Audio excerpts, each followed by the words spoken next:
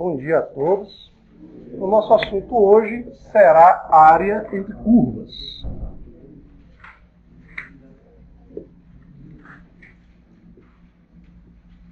A priori, seria interessante a gente fazer o esboço do gráfico delas, daí a gente ter feito no primeiro semestre esboço de gráficos, para tentarmos efetuar os cálculos.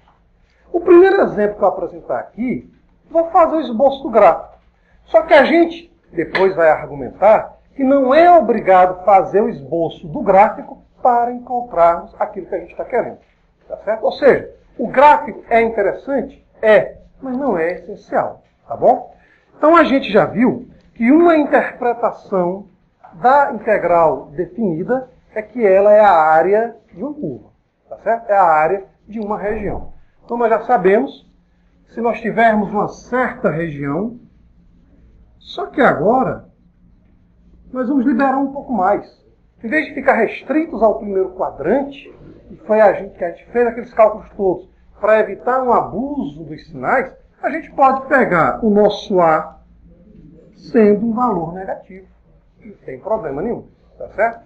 Então, se eu quiser, por exemplo, calcular a área que está entre as retas x igual a A, x igual a B, acima do eixo x e abaixo da função, ou, pode ter outra figura, a região estando abaixo, não tem problema. As regiões agora não são mais restritas ao primeiro quadrante. Está claro isso? Então aqui é só um esboço. É o esboço? Não, é um esboço, é só uma ideia. Então quem é a nossa área? A nossa área é simplesmente a integral de A até B. Se essa função for a nossa função f de x, então fica a integral de A até B de f de x dx. Tá ok? É, por enquanto, a única interpretação que a gente tem para a integral definida, uma área. Tá ok? Mas, e se porventura eu tivesse uma certa região? Por exemplo, uma região desse tipo. Como é que eu iria calcular a sua área? Então a gente tem que começar a pensar de tal maneira que os artifícios, ou aquilo que a gente tem, seja gradativamente utilizado. Como assim? Como é que eu calcularia a área desta região?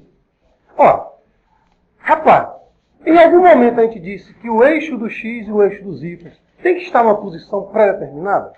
Não. Eu posso, de livre e espontânea vontade, colocar o eixo do x e o eixo dos y de tal maneira que essa região esteja completamente no primeiro quadrante. Posso, se assim quiser, tentar encontrar o centro de massa, mas tem muita aplicação na física, então deixa a física para a física, como sendo o centro do meu sistema de coordenadas cartesianas. E eu posso fazer várias escolhas, tá certo? Com efeito, me diga uma coisa. O que é isso?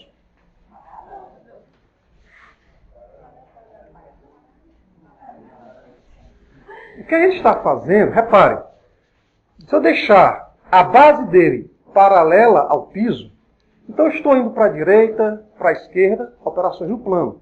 Para frente, para trás, operações no espaço. Mas todas essas minhas operações, eu estou efetuando uma coisa. Estou sempre mantendo a sua base paralela ao piso. Então eu posso vir esquerda, cima, frente, 3 dimensões. Mas eu estou sempre mantendo a minha base paralela ao piso. A isso nós chamamos de translação de eixos. Tá certo? Se ele tiver uma pequena inclinação, passamos a ter uma rotação. Isso daí é álgebra linear ou cálculo vetorial. Tá bom? Então, traduzindo, essa translação de eixos permite que eu possa escolher onde vai ser o centro do meu sistema de coordenadas cartesianas. Está claro isso? Por exemplo, a distância de Fortaleza até Caucaia está em torno de 15 km. A distância de Fortaleza até Redenção está em torno de 50 km. Mas só que Fortaleza, Redenção, Caucaia não estão alinhadas. Então, se eu for de Fortaleza via Caucaia para Redenção, eu vou aumentar. Mas vou aumentar quanto essa quilometragem? Então, eu posso muito bem considerar Caucaia como sendo o centro do sistema de coordenadas cartesianas. Está claro isso? Então, a gente escolhe. Até aqui está clara a ideia? Então, isso daí é mais álgebra e a junção das duas é cálculo vetorial. Bom, Feito isso, rapaz, poxa vida, a gente sabe que a integral, por enquanto, a ideia que nos foi dada é a região que tem como base o eixo do x. Então eu poderia muito bem, a meu bel prazer, fazer o seguinte, escolher, claro, sempre quando for possível. Se não for possível, a gente fatia a região de tal maneira que seja possível. Possível o quê? Eu vou delimitar os extremos, esquerda e direita dessa minha figura, e vou dizer que o pessoal da esquerda vai ser o meu A, e o da direita vai ser o meu B. Embora aparentemente seja na mesma altura, não é obrigado a estar na mesma altura, não. Está claro isso, gente? Poderia ter uma região desse tipo, ó. E assim vai. Então, o mais extremo à esquerda e o mais extremo à direita. Ah, mas se for uma coisa muito doidona, não tem problema. Você vai quebrando em partes. Está claro isso? Porque, afinal de contas, a ideia de integrar é a ideia de juntar, de somar. Bom, mas e daí? A região que vai estar acima, eu vou chamar de f de x.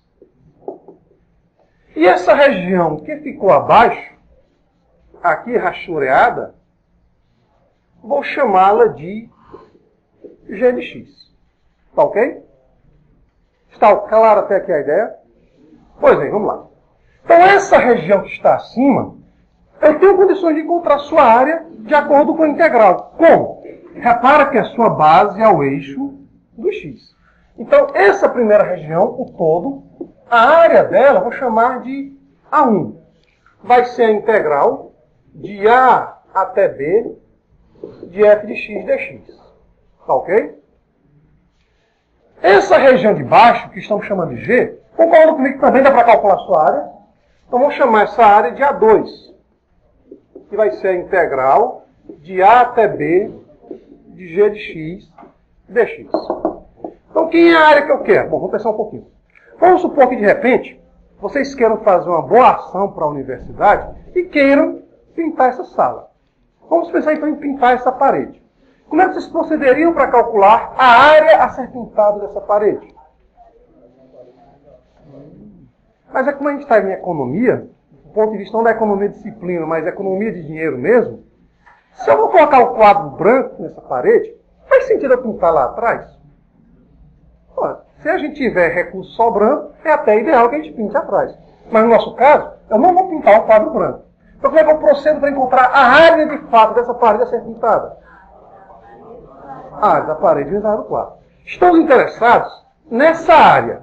Ora, o todo é essa parte de baixo é G. Então, o que é essa área que a gente está querendo? F menos G. Então, vai ser a integral de A até B de f de x menos g de x dx. Então, se eu quiser calcular a área entre curvas, basta fazer a diferença no intervalo dado entre a função que está acima e a função que está abaixo nesse intervalo. Mas alguém podia falar, então é necessário que eu faça a figura. Não necessariamente. A gente vai pegar umas duas aplicações fazendo o esboço do gráfico. E depois a gente vai começar a argumentar como é que eu posso resolver sem a necessidade do esboço do gráfico. Com efeito, a gente tem vários matemáticos com deficiência visual, entre eles vários matemáticos cegos, que trabalham com essa parte aqui sem a necessidade de ver a figura. Então escrevam aí para a gente fazer aplicações.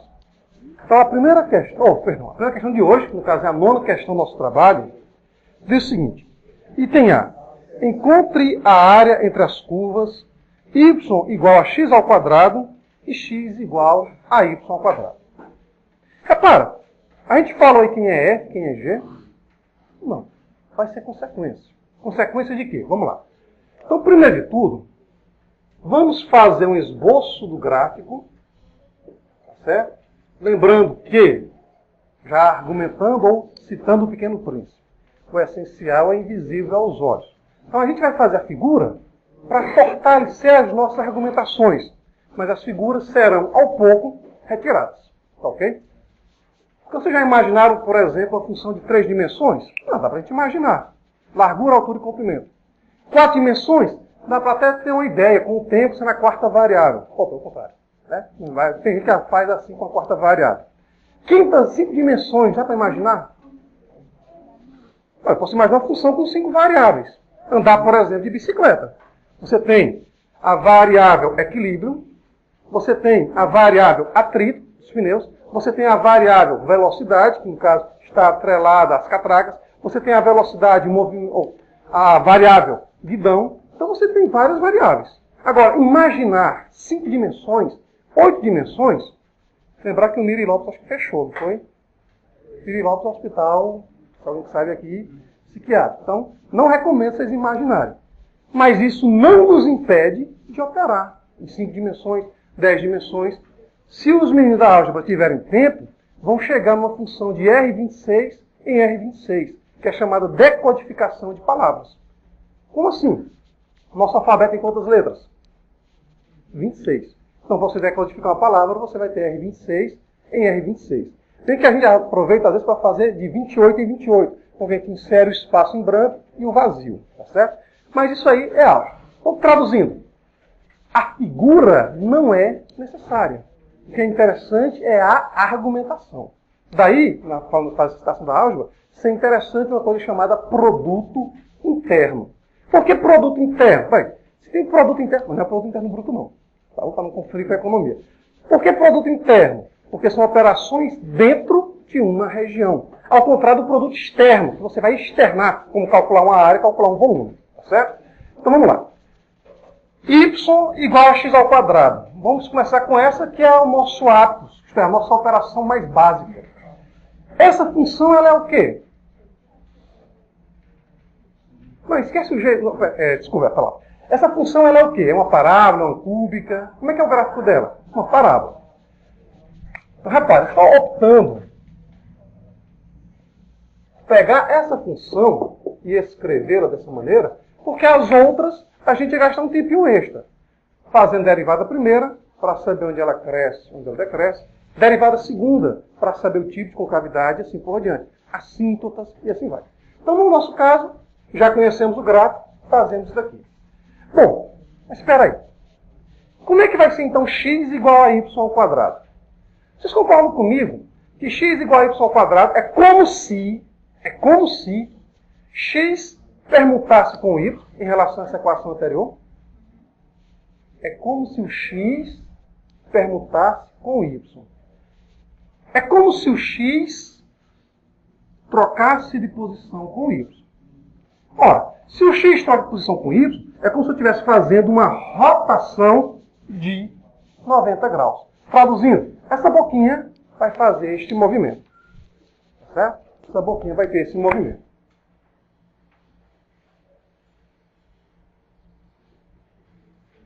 Está claro isso? Essa coisa que a gente acabou de fazer, a gente chama de rotação de eixos. Ok? Não se preocupe. Ou vocês vão ver na álgebra, ou vão ver isso no cálculo vetorial. Bom, o que é que nós queremos? Queremos a área entre essas curvas. Isto é, nós queremos a área compreendida nessa região. Mas de onde até onde vai essa nossa região? Isto é, quem vai ser o meu limitante inferior e quem vai ser o meu limitante superior? Vocês concordam comigo que os nossos limitantes são os pontos em que as curvas se encontram? Traduzindo. Se falar em algum problema, área entre curvas, e não for dito de onde até onde, então os valores que a gente vai utilizar como limite de integração serão os pontos de interseção. Está claro até aqui? Estou esperando uma pergunta. Ninguém faz pergunta, não? Não? Vocês vão sempre ser 2 pontos de interseção? Não. Pode ser 3, 4, 10. E aí? Tendo 3, 4, 10, se a gente ficar serpenteando funções, a ideia vai ser a seguinte. Serpenteou. O que a gente faz? Primeira região de x1 até x2. Repara, a função que está em negro acima, menos a função que está azul abaixo. Segunda região, vai de x2 até x3. Só que eu vou calcular a função que está azul acima, menos a função que está em negro abaixo. E assim vai. Está claro isso? Não é obrigado a ter apenas 2 pontos de interseção, não. Pode ter 3, 4, n. O máximo que a gente faz aqui no cálculo fundamental, que é que o nosso foco é a aprendizagem, são 3 pontos de interseção. Tá certo? Só para saber se vocês realmente estão entendendo o conteúdo. 4, 5 ou n pontos de interseção a gente usa ferramentas numéricas. Daí a disciplina métodos numéricos que vocês vão ter. Então, o que é que nós vamos fazer?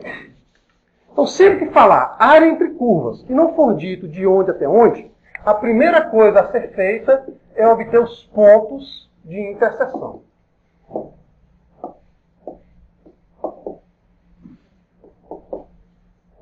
Ok? A primeira coisa a ser feita, se não for dito, é de fulano até Beltrano, é encontrar os pontos de interseção. Por quê? Porque nesses dois pontos de interseção, nós temos justamente o valor limitante inferior e o valor do limitante superior. Está claro isso? Perguntas até aqui? Então, quem são eles? Ora, basta que a gente iguale a função, traduzindo, nos pontos de interseção, o x dessa parábola é o mesmo x da outra parábola. Idem para o y, nos pontos de interseção. Está claro isso, gente? Assim, de y igual a x ao quadrado com x igual a y ao quadrado, temos. Repare que a gente não vai resolver um sistema de equações lineares. Por quê? Porque não são equações lineares. São equações, mas apareceu aí fulano ao quadrado. Então, cuidado aí com a empolgação. Ah, vou resolver Cramer. Cuidado com isso. Certo? Então, ficamos então com y igual. Como x é y ao quadrado, então isso aqui vai ficar x ao quadrado, y ao quadrado ao quadrado. Está claro isso, gente? Está claro isso? Então, y é x ao quadrado. Mas quem é x?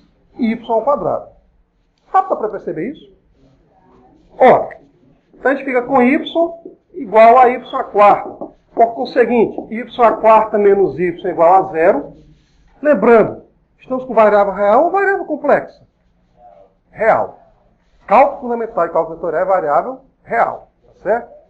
Para ninguém ficar, por enquanto, complexado. Aí não se preocupe que vai aparecer a variável complexa. Então, colocando em evidência o y, ficamos com y ao cubo menos 1. O produto de dois valores é igual a zero quando pelo menos um deles é igual a zero. Se y é igual a zero, o outro fica y ao cubo menos 1 igual a zero. São três raízes, porque é y ao cubo. Mas duas delas são complexas, porque a gente não vai utilizá-las. Então, a única raiz real que sobra é o y igual a 1. Ora, se y for zero, quem é o x? Se y for 1, quem é o x? Y é igual a x ao quadrado? Ou x não é y ao quadrado? Então, quando y for 0, x dá 0. Quando y for 1, x dá 1. Então, nós vamos calcular a integral de 0 até 1. Escrevam até aí, por favor. Então, são duas coisas que a gente tem que fazer no cálculo de área entre curvas. Duas, se não for dito de onde até onde. Se for dito, é só a segunda parte que já vamos fazer. Então, a primeira parte, encontrar os pontos de interseção. Está claro até aqui? Encontrar os pontos de interseção. Resolvemos e encontramos. Detalhe, como eu estou escrevendo y como uma função de x, os valores que nos interessam são os valores de x. Está claro isso, gente? Poderia trabalhar com a função inversa? Poderia. Não tem problema. Daí, então, usaria os valores de y. Tá ok? Porque a escrita que a gente fez é o nosso modo de operar. Isto é, deixar x como uma variável independente. Mas não é obrigado a ser sempre ela, não. Perguntas até aqui? Bom, o segundo passo vai ser calcular a área. Vai ser, então, a integral de 0 até 1. Mas qual é a função que está acima? Qual é a função que está abaixo? Repara que o f e o g colocados na nossa expressão foram simplesmente por razões didáticas. Tá certo? O que importa é saber o seguinte. Qual é a função que no intervalo tem maiores valores? Tá certo? Então, segundo passo é escrever a integral.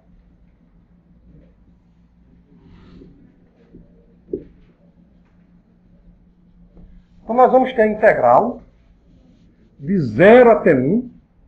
Variação do y? Não. Variação do x. Mas eu posso colocar como variação do y? Posso, mas terei que operar aqui com a função inversa. Então, por enquanto, a gente vai ficar sempre sendo, aspas, o nosso x é independente. Depois a gente vai ver como operar com a inversa. Ok? Então, fica de 0 até 1. Qual é a função que está acima no intervalo? Está claro isso? é no intervalo. Porque, por exemplo, fora aqui desse intervalo, concordam comigo que x ao quadrado está acima da raiz de x? Está. Aqui não dá nem para perceber direito, mas o intervalo que vai de 0 até 1. Então, o que é que está acima? A função que está em negro. O que é a função que está em negro? Y ao quadrado? Não. Se eu estou escrevendo em função de x, então a função que está acima, no intervalo, é x elevado ao meio. Está claro isso, gente? Por quê? Porque se x é y ao quadrado, segue-se que y vai ser mais ou menos a raiz de x. Mais ou menos. Mas o nosso intervalo está no primeiro quadrante, logo só nos interessa a raiz positiva. Então, segue-se que y vai ser a raiz de x, ou equivalentemente, x elevado ao meio. Está claro isso? Menos a função que está abaixo no intervalo. No intervalo, a função que está abaixo é a função x ao quadrado. Está claro isso, gente? O que a gente viu. O que aconteceria se eu tivesse colocado x ao quadrado menos x elevado ao meio? Vocês vão fazer as contas para verificar, e o que vai acontecer vai ficar menos fulano. Fazendo dessa maneira, eu vou encontrar um mais fulano. Vixe, por quê? Simples. Se eu colocasse x ao quadrado menos x elevado ao meio, concordam comigo que seria simplesmente inverter o sinal dessa expressão? Mas inverter o sinal significa que eu vou multiplicar por menos 2, menos 3, menos 10, ou simplesmente multiplicar por menos 1? Multiplicar por menos 1. Certo. Multiplicar por menos 1. Quanto é o módulo de 10? Módulo de menos 10. Módulo de 3.033. Módulo de menos 3.033. Quer dizer, então, se eu invertesse, o sinal, a expressão toda vai ser multiplicada por menos 1. Mas o módulo de uma coisa e o módulo de menos dessa coisa é a mesma expressão. Concordam comigo? Traduzindo para as próximas aplicações, se você não quiser visualizar a região, basta trabalhar com o módulo. Tá ok? Onde? Ou você coloca um módulo aqui dentro da expressão, ou pensa no menor esforço, resolve tudo. Se der positivo, essa é a resposta, porque não faz sentido a área negativa. Se der negativo, está com o módulo. Está claro isso? Está claro isso, gente? Então, a figura é necessária? Para o primeiro momento, para razões didáticas, sim. Mas na essência, não precisa. Está claro isso? Para a essência, não precisa. Então, basta calcular essa integral. E como é que a gente resolve? Simples. Como é uma integral definida, a gente primeiro resolve a integral indefinida. Isto é, essa integral de 0 até 1 de x elevado ao meio menos x ao quadrado dx, isso aqui vai ser uma certa função g, ou perdão, uma certa função h, para não confundir com f e o g da formulazinha, onde essa função h será aplicada em 1 menos ela aplicada em 0, pelo teorema fundamental do cálculo. Falado, mas ainda não demonstrado. Ok? Então, quem é h? H é simplesmente a nossa primitiva. Lembrando que, por enquanto, integral é antiderivada. Por enquanto, integral é antiderivada. Traduzindo, para eu saber um resultado integral, basta comparar com o resultado de uma derivada. Por enquanto. Ok? Então, quem é h? É a integral indefinida. Ora, sabemos que a integral da diferença é a diferença das integrais. Por quê? Porque a derivada da diferença é a diferença das integrais.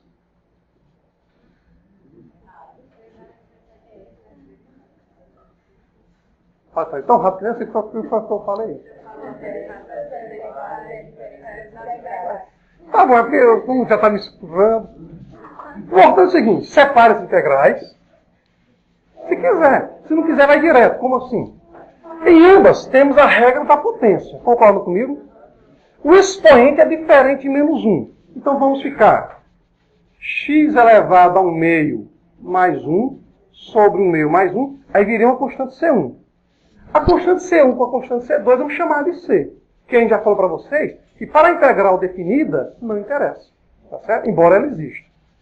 Menos x elevado a 2 mais 1 sobre 2 mais 1, mais a constante. Ou seja, ajeitando, 1 meio mais 1 dá 3 meios, então nós vamos ficar com 2 terços de x elevado a 3 meios menos x à terceira dividido por 3 mais c. Daí, basta concluir. Concluir como? Esse daqui é a função h. Fica ela aplicada em 1, que vai ser 2/3 menos 1/3 mais c, menos ela aplicada em 0, que vale c. 2/3 menos 1/3 dá 1/3, resposta 1/3. Tá ok? Foi rápido demais?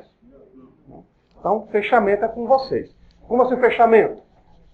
Deixa eu fazer aqui. Às vezes preguiçoso, né?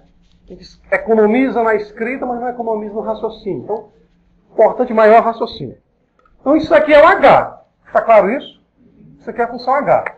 Para finalizar, vai ficar a função H aplicada em 1, a função H aplicada em 0, e depois a diferença. Está claro isso, gente? Então, fechamento.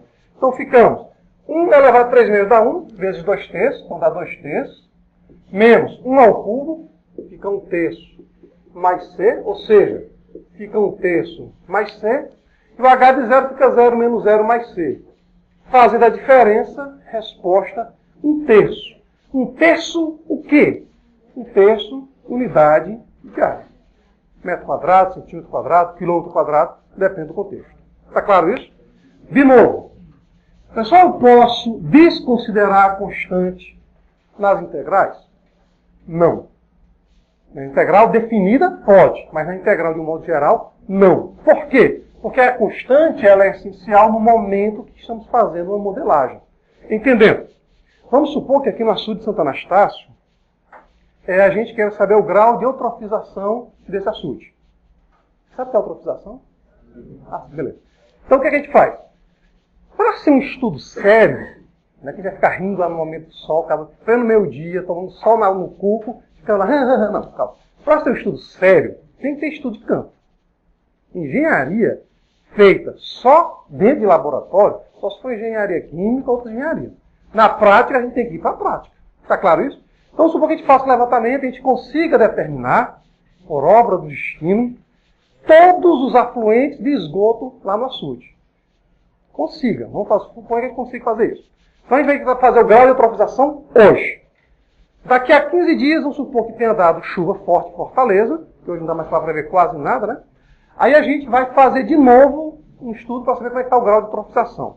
Poxa, será que em 15 dias aumentou consideravelmente a quantidade de efluentes? Isto é, será que em 15 dias, por exemplo, foram construídas 50 novas casas na proximidade do açude? É muito difícil. Então, os dados de coleta, essa primeira coleta de dados, sabe a quantidade de efluentes, não vai precisar ser mais refeita. Concordam comigo? O que vai precisar é uma outra variável, como, por exemplo, se a temperatura média há 15 dias atrás era tanto, e ela aumentou consideravelmente 15 dias depois, então isso aí vai ser uma pequena perturbação na modelagem, isto é, vai ser uma pequena variação na constante. Mas a outra parte da variável, quantidade de efluentes, não vai ter mudança. Está claro isso? Então, se a gente quiser trabalhar com função, a constante tem que estar lá. Se for simplesmente uma integral definida, a constante ela está, mas ela não influencia o resultado final. O item B diz o seguinte: área entre as curvas 1 menos x ao quadrado e x ao quadrado menos 1. Reparem que a gente não está falando f de x fulano, g de x beltrano. Por quê? Justamente para não ficar atrelada àquela figurazinha da nossa forma. Integral de a até b de f menos g. Não, não importa. O que importa é integral da função que no intervalo está acima menos a função que está abaixo, no intervalo. Está claro isso? Reparem que a fala está sempre fechada no intervalo. Está claro? Vamos lá. Novamente, vamos fazer aqui o esboço do gráfico. Por sinal, vai ser o último. E próximas aplicações que vão envolverem encontre a área entre fulano e beltrano, já não vou mais fazer figuras. Ok? Vamos começar com essa daqui. Ué, por que eu estou pegando a de baixo e não a de cima? Porque essa aqui, com o coeficiente positivo, estamos mais habituados. Ambas são funções polinomiais do segundo grau. O gráfico, por conseguinte, é uma parábola. Quando o coeficiente é positivo, a parábola é côncava para cima ou para baixo? Para cima. Então a concavidade dela é voltada para cima. Bom, quem são as raízes dessa função? Só para ter uma noção de onde vai passar o gráfico. Quem são as raízes dessa função? Menos 1 e 1. Só para ter uma noção mais ou menos do gráfico. Repara que o x do vértice, por conseguinte, vai ser 0. Menos 1. Então, o nosso gráfico seria mais ou menos isso daqui. Está claro, gente? Perguntas até aí? Reparem, já para o outro gráfico, quem são as raízes? Nossa, menos 1 e 1. Então, de quebra, já está vendo quem são as interseções. Mas não é obrigado a gente visualizá-las já dessa maneira. Está claro isso? Foi mera coincidência. Tá bom, gente? Coincidência é essa mais feita por causa da minha preguiça de procurar outras funções. Foi mera coincidência. Quando x for 0, o y dá 1. Então o gráfico vai ser isso daqui.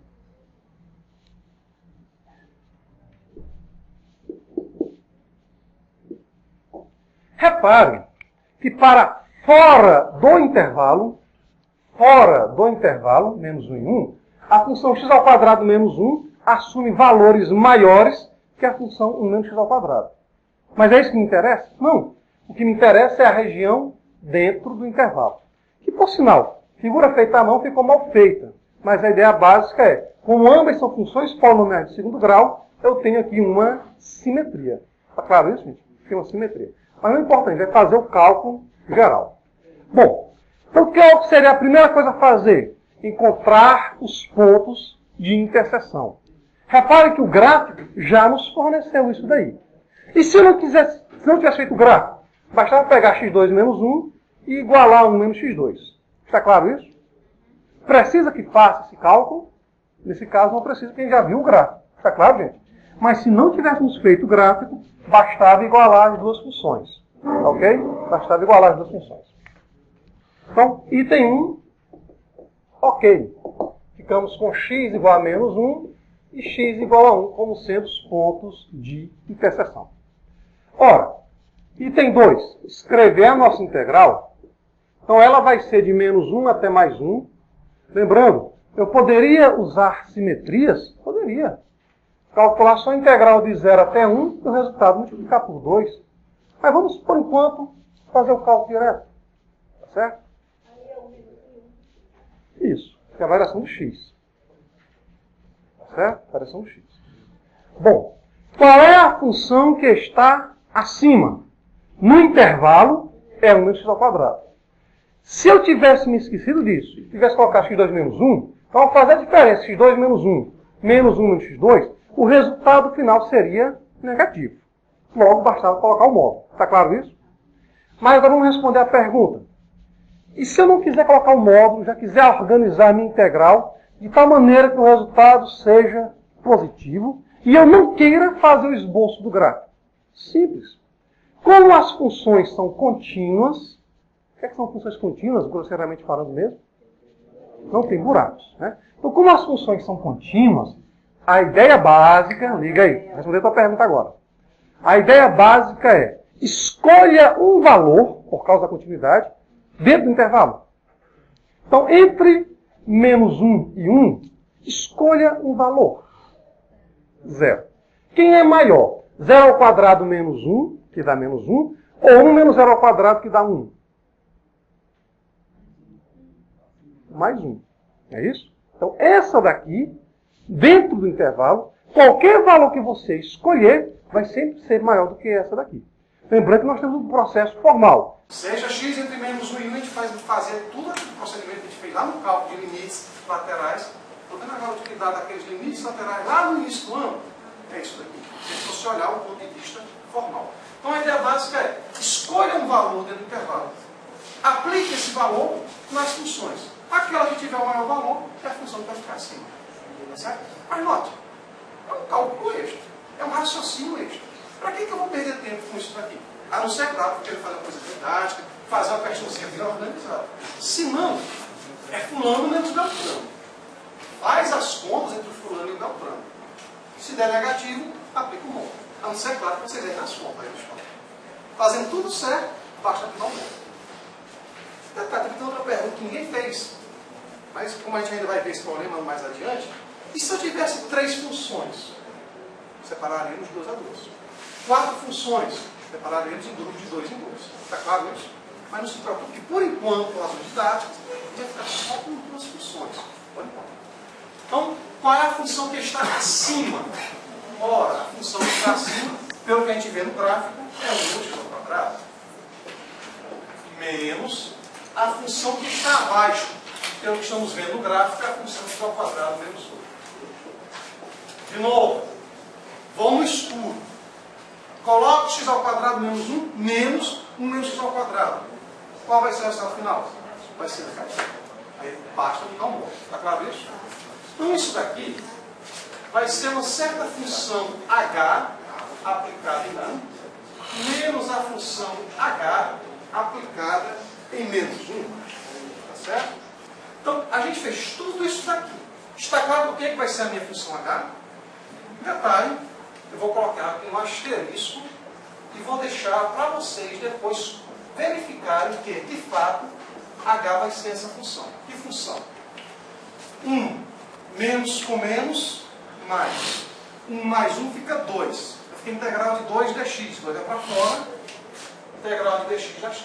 2x. Menos com menos dá mais. 2x ao quadrado. 2 é para fora, porque é constante. Integral de x ao quadrado, que é x ao cubo sobre 3. Então a gente fica com 2/3 de x ao cubo. Fica para vocês verificarem isso.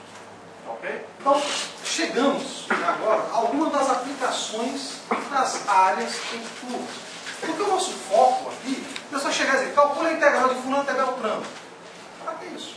O que eu perco tempo com isso?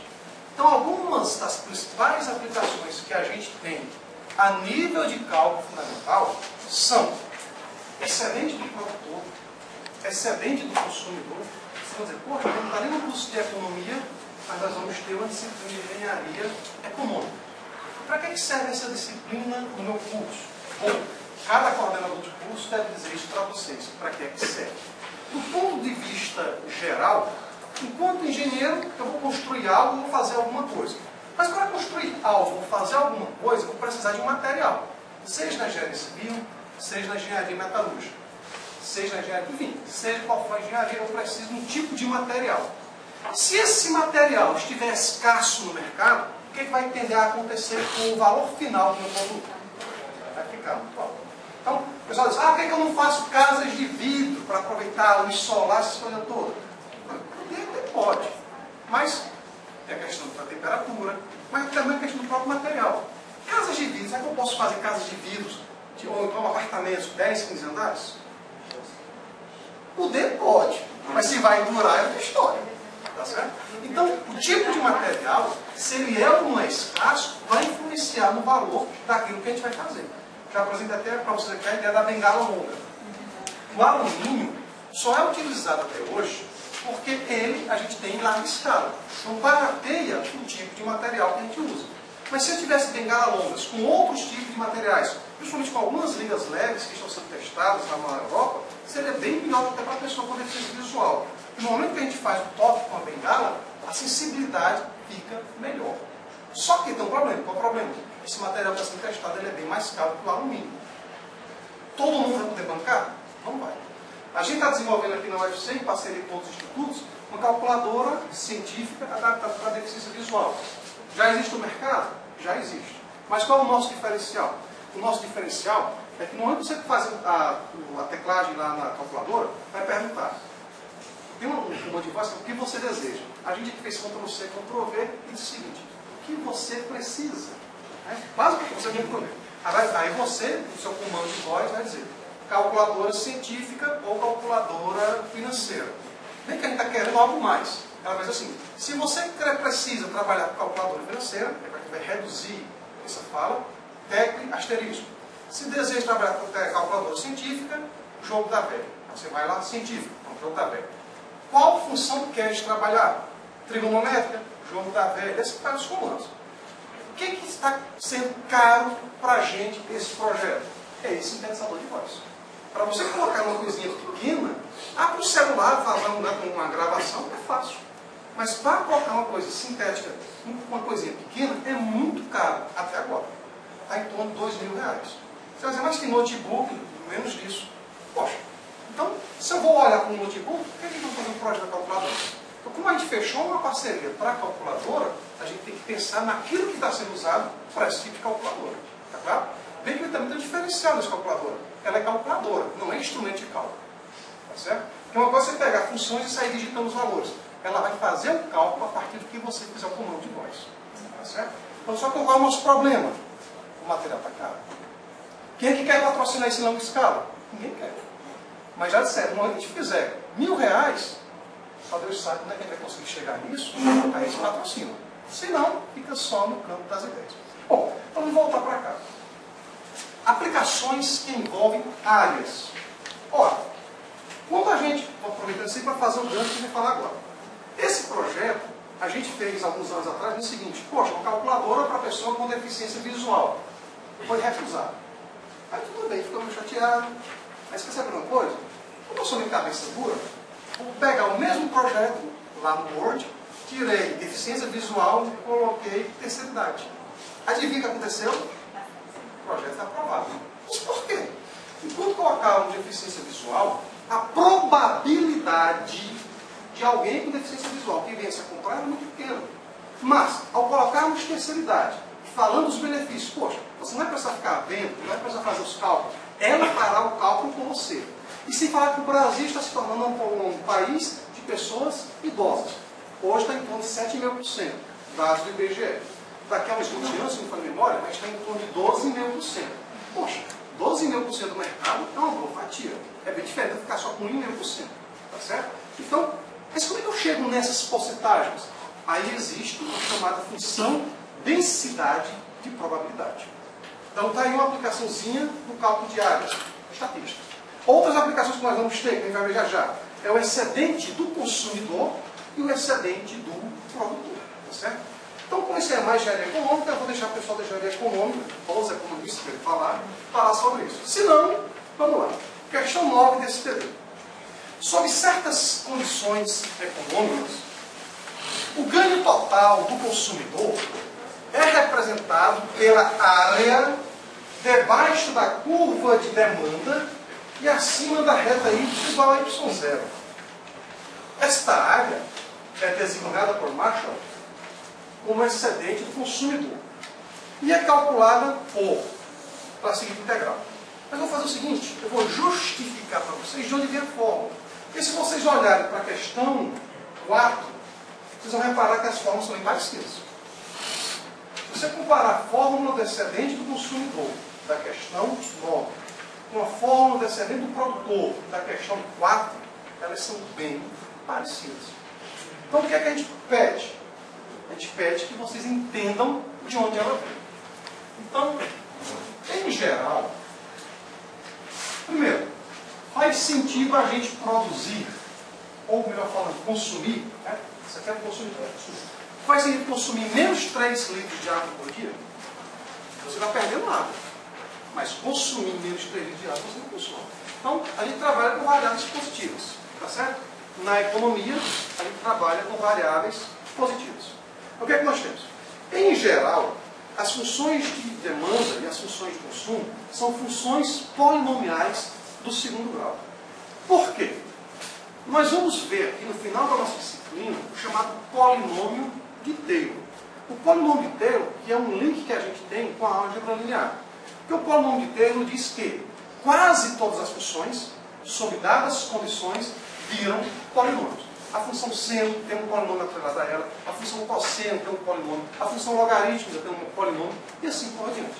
E vários desses polinômios, a partir do terceiro grau, dá para prever o comportamento deles. Ora, como as funções de economia que são um pouco mais restritas por conta das nossas condições de contorno, ou melhor falando, por conta do domínio que a gente está trabalhando, então a gente fica mais restrito a funções polinomiais do segundo grau. Está claro isso? Então, isso porque, de novo, toda e qualquer função sob dada condição vira polinômio. Então, o excedente do consumidor significa dizer consumidor. Eu estou consumindo. Para que a gente consuma, é necessário que a gente tenha um capital inicial. Concorda comigo? Então, a minha função consumo, ela não começa do zero. Ela não começa do zero. Em qualquer hipótese, você pode pedir um dinheiro emprestado para você começar a consumir a partir de uma certa quantia. Então, uma função do segundo grau excedente do consumidor seria isso daqui. Antes de ser excedente do consumidor, é a função consumo.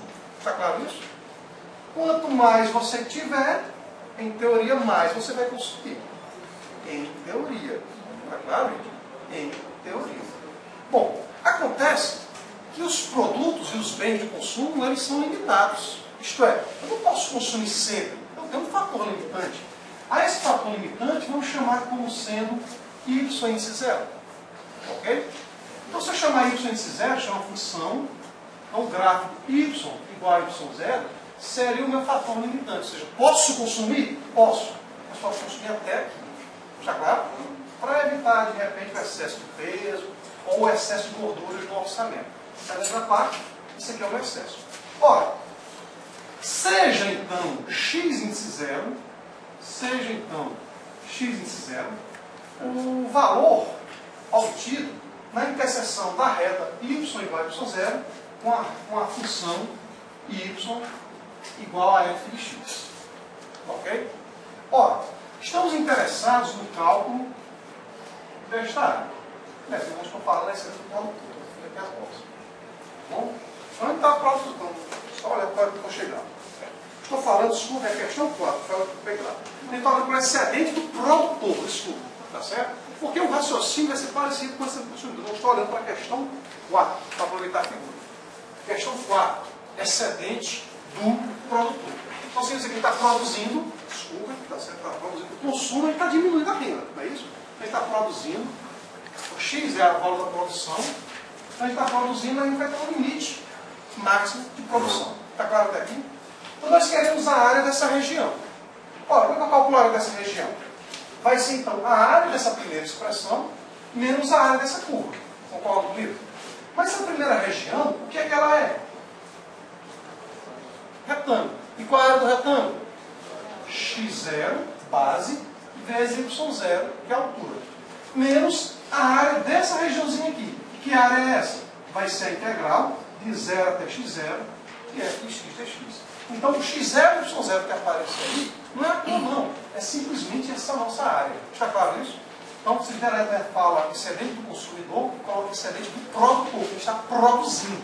O consumidor é o raciocínio contrário. Consumidor, eu tenho um valor inicial, aquilo que eu estou recebendo no final do mês, ou no início do mês, e vou começar a gastar. Gastar, mas vou ter um limite para gastar para depois começar a poupar. Está claro isso? Então, o excedente do produtor, da questão 4, fica o seguinte. Eu quero essa área. Então vai ser x índice 0 vezes y índice 0 menos a integral que vai de 0 até x0 e f de x dx. Está claro isso, gente? A excedente do consumidor é só inverter. Bom, em geral, o x0 a gente obtém como ponto crítico. Ponto crítico? O que é um ponto crítico mesmo, hein? Não é um ponto crítico mesmo, hein? O que a gente obtém? As derivadas, né? Raízes da derivada, ou o valor que a derivada primeira não existe. Então, como a gente está falando de aplicação, interessaríamos os valores que são raízes da derivada primeira. Tá certo? Então, isso em aplicações mais práticas lá do ponto de vista da economia e da engenharia econômica. Mas, por enquanto, o x0 pode ser um valor qualquer. Então, no nosso caso é da questão 4. Questão 4. x0 é a oferta de mercado correspondente ao preço y0. Se a minha função em questão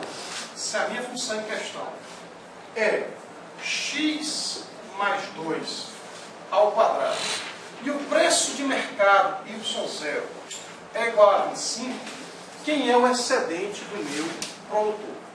Bom, vamos ver se a gente tem todas as informações. Temos a função f? Temos o valor x índice 0? Não temos. Mas como é que eu vou descobrir quem é o x índice 0? A partir do y índice 0. Está claro? Y não é a mesma coisa que f de x, gente? Então, y é igual a f de x. Então, para o y igual a 25, eu vou ter o valor de x correspondente. Ou pelo para o 25. Está claro, gente? Então, ficamos y0 igual a 25, implica dizer que 25 será igual a x0 mais 2 ao quadrado. Das duas, uma. Ou vocês desenvolvem isso daí, ou usam a lei do menor esforço. Qual? Se fulano ao quadrado é 25, fulano é mais ou menos raiz de 25. Mas faz sentido a raiz negativa, já que estou falando de produção? Não, eu só interessa a raiz positiva. Conclusão, x0 mais 2 é a raiz de 25, que vale 5. Conclusão, x0 igual a 3. Perguntas? Para vocês copiarem uma vez. Então, o meu excedente do produtor vai ser x0, 3, vezes y0, 25, menos a integral, que vai de 0 até 3, da nossa função f. Mas quem é a função f? X mais 2 ao quadrado, dx. Então, isso aqui vai ser 75 menos. Bom, essa integralzinha, x mais 2 ao quadrado, a gente sabe como resolver. Opções. Opção A, desenvolvo x ao quadrado mais 4x mais 4. E uso fácil, que a integral da soma é a soma das integrais. Ou item B, já deduzimos que a integral de ax mais b é elevada a n. Ora, a integral de ax mais b é elevada a n. Para n diferente de menos 1, fica 1 sobre a, onde o a é o coeficiente do x. Vezes ax mais b elevado a n mais 1, dividido por n mais 1 mais 5. Usem a formulazinha deduzindo no passado. Integral de ax mais b elevado a n.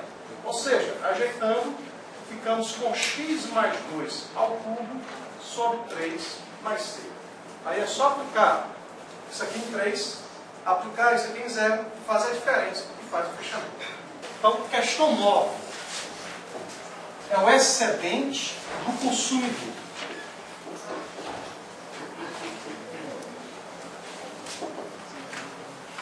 De novo, para consumir, em teoria você tem que ter um valor inicial.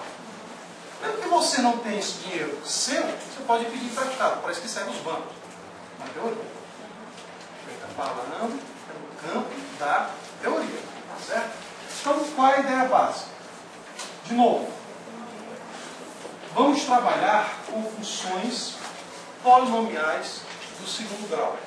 Motivo: várias funções sob dadas condições viram polinômios, certo? Então eu vou ter um certo capital inicial. Certo? X, aquele que vai consumir, e Y é o capital inicial. Então a minha função vai ser esse tipo. Ao longo do tempo, vai chegar um momento, se eu consumir demais, eu não vou ter mais nenhum centavo. Tá certo? A gente está criando a nossa função Y igual a fx. Quando as teorias econômicas foram geradas, corrija se estiver errado, certo? Estou falando de acordo com engenharia econômica. A ideia básica é que a gente sempre poupe. Os Estados Unidos, em 2008, esqueceram desse detalhe. Né? Quando a bomba estourou, esqueceram do pequeno detalhe. Qual detalhe? Eu posso consumir? Posso. Mas eu também tenho que ter um valor, um limite do meu consumo para que eu possa depois economizar. Tá certo? O que é que aconteceu lá? Bom, são vários detalhes, não vai entrar aqui em detalhe por conta da nossa simples cálculo. A gente está pegando apenas uma fórmula. Está claro isso? Então, o que é o excedente? O que excede é aquilo que eu estou querendo mais. Então, isso daqui seria o excesso daquilo que eu posso consumir. O meu consumo ideal é isso. Y0, e por conseguinte eu vou ter um valor x0. Está claro isso? O ideal seria consumir só aquilo que de fato eu preciso consumir. Poxa, comprei de repente um celular no início do ano. Mas vocês compraram um celular agora? Não sei, você foi levado no ano, nessa hora uma banha e descobre que o celular é a prova d'água. Né? Bom, brincadeiras à parte, a ideia básica é isso aqui, eu quero calcular essa área. Como é que a gente calcula essa área? É o todo, mas quem é o todo? Integral de 0 até x0, ó, de 0 até x0, para a nossa função f de x dx. Menos a área dessa região. Mas essa região retângulo, de base x0 e altura y0, fica menos x0 vezes y0. Está claro isso? A gente está fazendo a dedução da fórmula, porque tem gente que às vezes faz o seguinte: integral de 0 até x0 dessa diferença. Cuidado, não é a integral da diferença, é essa integral menos essa outra expressão. Tudo bem, gente? Então, não confundir isso daqui com essa expressão.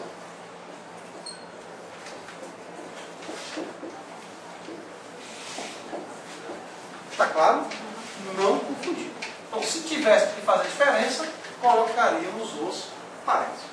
Bom, pelo enunciado, dá tranquilamente para vocês resolverem. Diz que y é 32 menos 4x1x ao quadrado e haste o excedente para x0 igual a 3. Então não tem o que fazer. Tá certo? Então dá para vocês tranquilamente fecharem essa questão. A gente fez mais a dedução da forma para não confundir com isso daqui. A primeira eu vou confundir muito, porque é integral depois. Mas essa aqui às vezes a pessoa confunde. Cuidado com essa escrita. Está claro isso? Então a gente viu uma aplicaçãozinha da área. Hoje, os excedentes do produtor e do consumidor. Na próxima aula, se Deus nos permitir, a gente vai falar sobre funções de probabilidade.